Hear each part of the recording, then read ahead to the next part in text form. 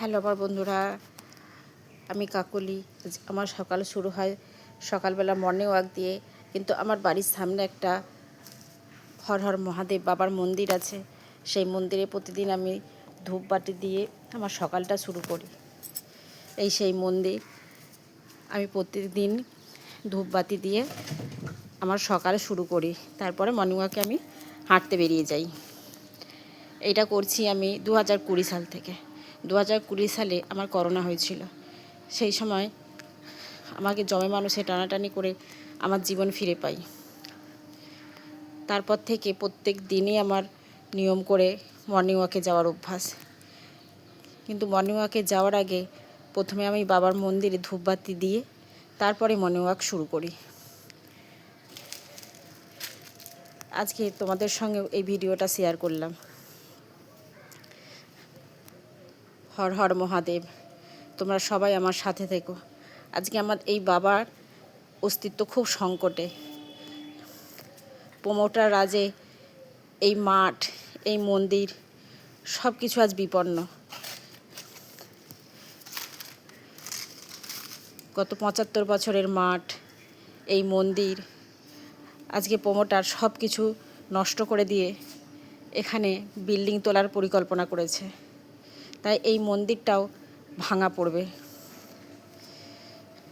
খুব অসহায় আমরা, কি করব কিছু বুঝতে পারছি না। যে মন্দিরে প্রতিদিন ধূপবাতি দিয়ে আমার সকালটা শুরু হয়, সেই বাবা, সেই মন্দির না থাকলে সেই সকালটা আমার কিভাবে শুরু হবে আমি ভাবলে আজও আমার খুব কষ্ট হচ্ছে। এই সকালগুলো আমার কিভাবে কাটবে, এই বাবাকে ছাড়া আমি কি করব। তাই তোমরা সবাই আমাদের পাশে থেকো। তোমরা সবাই প্রার্থনা করো আমার বাবা যেন এখানে থাকতে পারে। আমি যেন রোজ সকালে বাবাকে ধূপবাতি দিয়ে আমার সকালটা শুরু করতে পারি।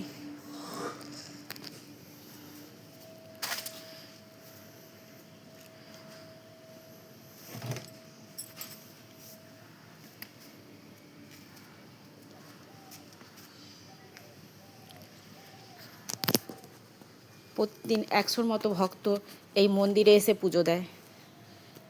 ভক্তরা এই ভগবানকে বাঁচিয়ে রাখে। কিন্তু আজ যদি ভগবানের অস্তিত্ব আজ সংকটে, তাহলে আজকে কি করে আমরা এই জীবনকে কিভাবে আমরা নিজেদেরকে রক্ষা করব। এই দেখুন বন্ধুরা, আমাদের সামনে এত বড় একটা খেলার মাঠ, সেই মাঠটা পর্যন্ত আজকে বিপন্ন। আমার সামনে আমাদের একজন দাদা দাঁড়িয়ে আছে মন্দিরে বাবাকে নমস্কার করে তারও দিনটা শুরু করার জন্যে। এত বড় মাঠ, এই সব কিছু আজকে বিপন্ন।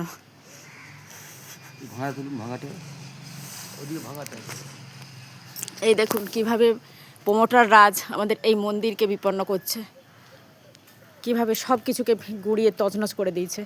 প্রত্যেকটা অবস্থা দেখুন কি অবস্থা। যে খেলার মাঠে ছোট বাচ্চারা খেলবে, সেই মাঠের অবস্থা আজকে দেখুন।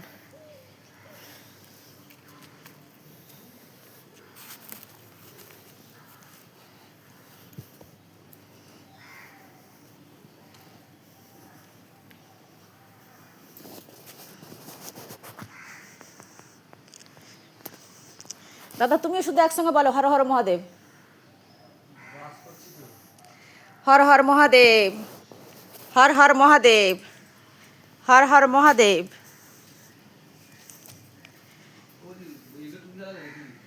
হর হর মহাদেব।